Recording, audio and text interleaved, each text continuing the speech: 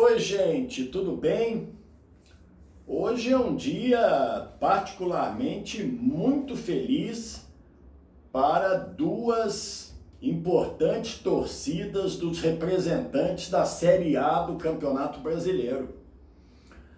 A torcida do Flamengo vibra com os 4-0 sobre o São Paulo no Morumbi e a torcida do Fluminense vibra com a sensacional virada 2-1 diante do Palmeiras no Maracanã. Então vamos à análise jogo por jogo. Flamengo 4, São Paulo 0 no Morumbi. É óbvio, é evidente que a expulsão do Caleri no início do jogo facilitou as coisas. Mas eu queria lembrar que quando o Caleri foi expulso pela entrada criminosa no Davi Luiz, aliás, Caleri, você já mandou uma mensagenzinha para o Davi Luiz se desculpando? Só um parêntese. Quando houve essa entrada do Caleri, o jogo já estava 2-0, com os gols do Gabigol e do Bruno Henrique. E aí, lógico, ficou tudo muito mais fácil. O jogo foi decidido ainda no primeiro tempo com o golaço do Michael. Em relação à final do dia 27 contra o Palmeiras, a final da Libertadores em Montevidéu, eu penso o seguinte, com muita clareza: se o Arrascaeta estiver 100%, ele tem que começar o jogo. E o Michael fica como opção no banco. Ah, mas o Michael é o artilheiro do Campeonato Brasileiro atualmente. Tudo bem, mas a base do Flamengo, que ganhou títulos e mais títulos em 2019, era essa, com o Arrascaeta. O Arrascaeta, certamente, estando bem, ele tem que jogar. Ele é o melhor jogador do time, individualmente falando, criativamente falando. Então não tem o que discutir. Agora a torcida do Flamengo está apaixonada pelo Michael. Realmente, o cara está jogando muito, está fazendo gol em praticamente todos os jogos. Mas o uruguaio é o uruguaio. O Arrascaeta é o Arrascaeta. Ah, mas aí pode mudar o esquema, tira o Everton Ribeiro. Não acredito que o Renato faça isso. O Renato vai ser o cara conservador de manutenção da base do time que ganhou tantos títulos. E eu acho que ele está certo. Aliás, eu vi muito pouco torcedor do Flamengo nas redes sociais empolgados com os 4-0 do Morumbi. Muito provavelmente porque o técnico é o Renato, né? Porque o Renato ganhar de 4-0 ou não representa coisa nenhuma para 80% dos rubro-negros. Ah, mas se fosse aquele português, hein? Que ganhasse de 4-0 do São Paulo no Morumbi, hein? Que beleza! Mas isso continua, o Renato já está calejado, já está convivendo com isso, ele já convive com perseguição da imprensa, alguns jornalistas que querem derrubá-lo de qualquer maneira, eu não entendo o porquê, sinceramente. O trabalho do Renato é espetacular, sem reparos? Lógico que não. Como não é sem reparo nenhum trabalho de nenhum treinador. Todos têm defeitos. Eu tenho defeito como jornalista, o outro tem defeito como engenheiro, o outro tem defeito como médico e os técnicos têm defeitos como técnicos. Simples assim. Simples assim. Outra coisa, um ousado seguidor meu rubro-negro disse que na época do Rogério Ceni o Michael já estava jogando como está jogando hoje. Isso só pode ser para sacanear o Renato, porque isso não é verdade. Quer dizer que na época do Rogério Ceni o Michael estava jogando igual está jogando hoje? Você só pode estar brincando, né? É perseguição braba mesmo. É muita pressão em cima do Renato. E dia 27 o jogo é igual, é um jogo só. Outra coisa, agora o Flamengo é favorito porque ganhou do São Paulo e o Palmeiras perdeu do Fluminense. Tem nada a ver. Senão, cada semana um favorito vai ser um. Eu acho que neste momento, mesmo com os resultados de hoje, o Palmeiras ainda me parece um pouquinho mais sólido, porque o Flamengo ainda está com problemas. Mas o jogo é igual, é 50-50. Ah, mas você nunca é muro, mas agora eu estou sendo muro. É 50-50. Eu acho que esse jogo vai para os pênaltis no Uruguai, é o meu palpite. Aliás, se você ainda não votou no meu Twitter, @FelipeCardosoN, @Felipe com 2 P's, Cardoso e o N maiúsculo, é o meu Twitter. Vota lá, tá muita gente participando, você vai ter que dizer quem vai fazer o primeiro gol na decisão da Libertadores. Não é o time, é o nome do jogador, ou do Flamengo ou do Palmeiras. Se você acertar, você estará concorrendo a 2 camisas oficiais de qualquer clube europeu que você quiser. Manchester e Barcelona, ok. Real Madrid e Chelsea, ok. E assim por diante. Se você preferir camisa de seleção europeia, também está valendo, mas você tem que indicar e acertar quem vai fazer o primeiro gol. Ah, mas se o jogo for 0-0, se o jogo for 0-0, vale o primeiro gol da prorrogação. Se a prorrogação e o tempo normal terminarem 0-0, aí todo mundo concorre. Eu não vou dar o prêmio para quem acertar o primeiro pênalti da decisão, porque aí evidentemente não tem graça. Então, manda seu voto, tem muita gente participando, vai ser muito legal. @Felipe com 2 P's, Cardoso e o N de navio maiúsculo.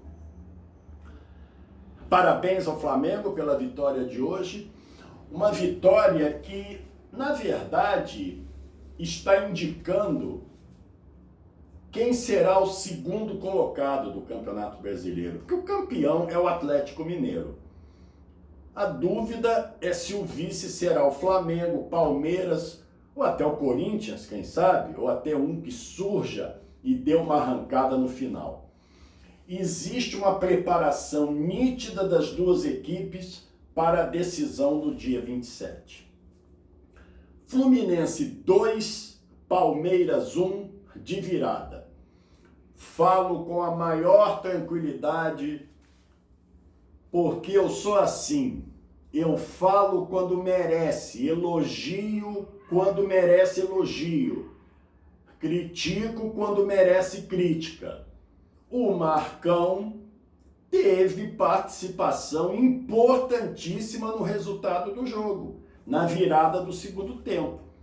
Ele enxergou as deficiências do Palmeiras, enxergou, por exemplo, que o Vitor Luiz, lateral esquerdo do Palmeiras, já estava amarelado, forçou muito a jogada em cima dele e nitidamente a defesa do Palmeiras estava num dia de muito pouca inspiração, muito pouca. E o Fluminense, eu não estou exagerando não, o Fluminense esmagou o Palmeiras no segundo tempo. E a vitória foi merecidíssima. Parabéns, Marcão, pela sua visão no jogo. Isso não significa dizer que ele está fazendo um bom trabalho. Não significa.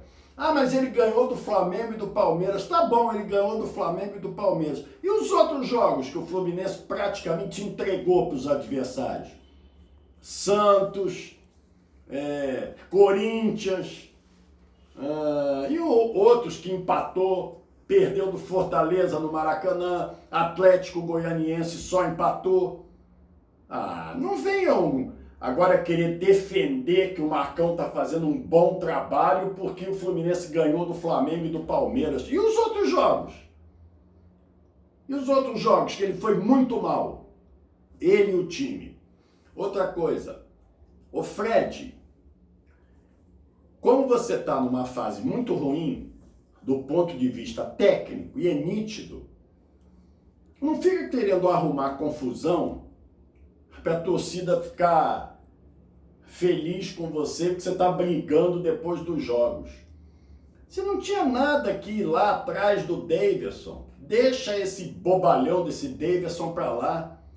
Aí acabou sendo expulso. Você já não ia para Caxias do Sul, porque tinha levado o terceiro cartão, e acabou levando o vermelho. Aliás, uma arbitragem muito boa do Caio Marques, do Rio Grande do Norte. Um jogo dificílimo de ser apitado, e ele foi muito bem. No lance do pênalti, que ele marcou a favor do Fluminense, que depois anulou, em função da falta do Rafael, em cima do Rafael Veiga, falta do Wellington, ele marcou o pênalti corretamente sobre o Luca, houve o pênalti, e o VAR corretamente o chamou para revisar o início da jogada. E aí, o Caio Marques resolveu não dar o pênalti, anulou a marcação do pênalti e marcou falta do Wellington no Rafael Veiga, corretamente. A arbitragem foi muito boa. É muito fácil ficar mandando mensagem, cabine de ar-condicionado, só enfiando porrada em árbitro. A gente tem que dizer quando eles vão bem. E o Potiguar, Caio Marques, foi muito bem no jogo em que o Fluminense ganhou do Palmeiras por 2-1. Marcos Felipe fez 2 defesas sensacionais no início do jogo. 0-0 era o placar. E o Dudu, hein? Faz um golaço daquele e depois é expulso no segundo tempo. Enfim, foi uma vitória muito boa do Fluminense, tranquilizadora, sim, porque o Fluminense chegou a 45 pontos e agora respira podendo pensar na parte de cima da tabela. Se tivesse perdido o jogo para o Palmeiras, continuaria com 42 e o Juventude ganhou da Chapecoense por 2-0. Aliás, não me lembro esse jogo não, que esse jogo está me tirando dos 14 pontos da loteca, hein? Agora só posso fazer 13, porque errei Chapecoense e Juventude. Juventude ganhou por 2-0. Então agora sim, há uma tranquilidade para que o trabalho prossiga e justamente o Juventude é o adversário do Fluminense, próximo adversário no estádio Alfredo Jaconi, em Caxias do Sul. Ótima vitória, merecida e com a participação decisiva do técnico Marcão, a quem eu aplaudo. Como sempre critico, quando acerta eu elogio. Muito bem, ontem, eu já posso falar ontem, aconteceu o GP Brasil de Fórmula 1 em Interlagos. Eu confesso que desde que o Ayrton Senna se foi, eu nunca mais fui um admirador enorme de Fórmula 1. Eu me desestimulei um pouco, até porque hoje em dia, por exemplo, você não tem nenhum piloto brasileiro na Fórmula 1. Mas o Lewis Hamilton, ele é um pouquinho brasileiro, vocês não acham? O que ele fez ontem em Interlagos, o Flávio Gomes, jornalista, que é especialista em Fórmula 1 e sabe tudo de automobilismo, ele disse que foi a maior corrida da vida do Hamilton. A de ontem no circuito de Interlagos, em São Paulo. E olha, foi de emocionar mesmo. Eu me enchi os olhos d'água quando ele pediu a bandeira do Brasil após ter vencido o GP de Fórmula 1. Parabéns à cobertura da TV Bandeirantes, maravilhosa. Sérgio Maurício é um monstro de narrador de Fórmula 1. Reginaldo Leme, Mariana Becker, que equipe extraordinária da Band em Interlagos. Parabéns, Lewis Hamilton, e parabéns também por Max Verstappen, que foi o segundo colocado e nitidamente estava decepcionado com o resultado. Até porque o Hamilton se superou tantos problemas que ele teve nos treinos oficiais. Lewis Hamilton, você é um pouquinho brasileiro, você emocionou muito a gente em Interlagos. A imprensa portuguesa está fula da vida com a derrota para a Sérvia no Estádio da Luz em Lisboa por 2-1. Esse resultado tirou Portugal da vaga direta para a Copa do Mundo. Portugal vai jogar a repescagem. A Sérvia é que ganhou a vaga de forma direta. Era um confronto direto. E a Sérvia fez o gol no finalzinho contra a seleção portuguesa. E olha que Portugal abriu o placar no início e depois tomou a virada. Cristiano Ronaldo muito criticado, foi muito apagado no jogo. E a imprensa portuguesa está chamando o time de muito ruim. No geral, a imprensa portuguesa sempre muito rígida e muito analista em cima de resultado. A imprensa portuguesa analisa muito em cima de resultado, o que nem sempre é correto, mas está fazendo muitas críticas à seleção após esse revés para a Sérvia por 2-1. Algumas coisas interessantes aconteceram na rodada do Campeonato Brasileiro. O Ceará ganhou do Sport por 2-1 em Fortaleza, num jogo escamado, confronto nordestino da rodada.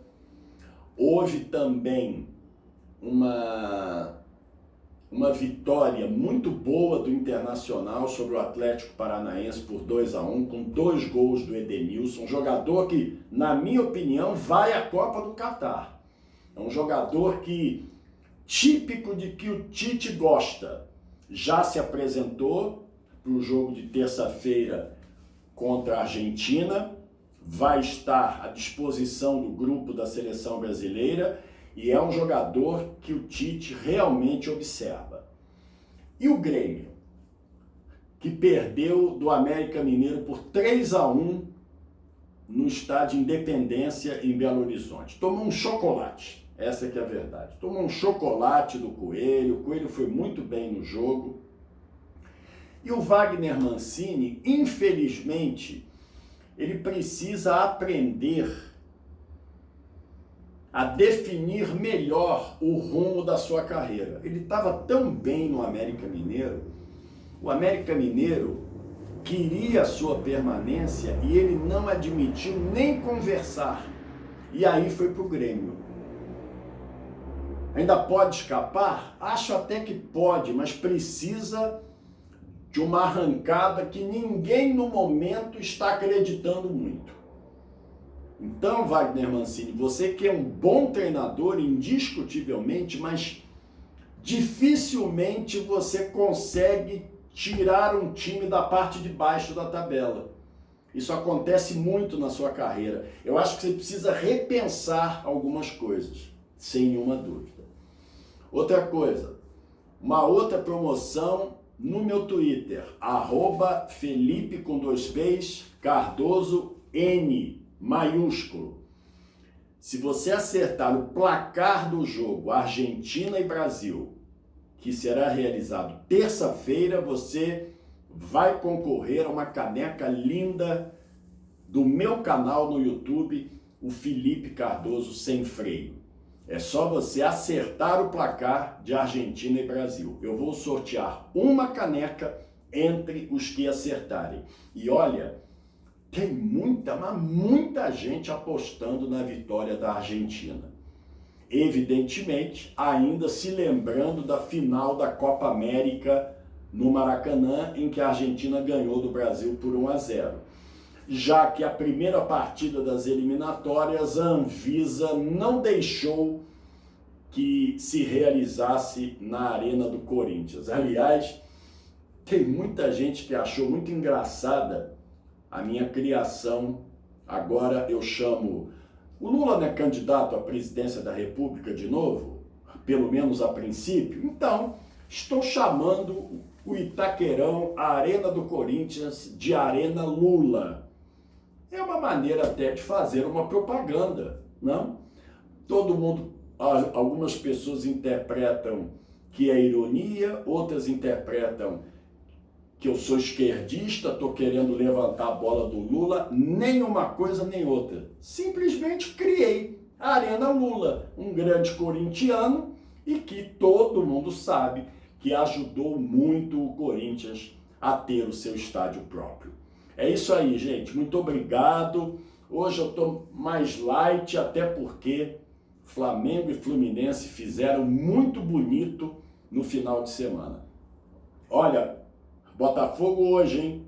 Contra o Operário de Ponta Grossa no Engenhão, cheio de gente, mais de 20 mil pessoas, arrancando o Botafogo para a Série A em 2022. E o Vasco, que vai jogar um amistoso, infelizmente, em Goiânia contra o Vila Nova, precisa pensar muito em 2022. Não sei se o presidente Jorge Salgado tem a capacidade de planejar melhor o Vasco para o ano que vem. Ouça pessoas, presidente. Peça opiniões. Não haja só pela sua cabeça. Porque o Vasco precisa mudar muito o ano que vem, se quiser voltar à Série A do futebol brasileiro. Um abraço, gente.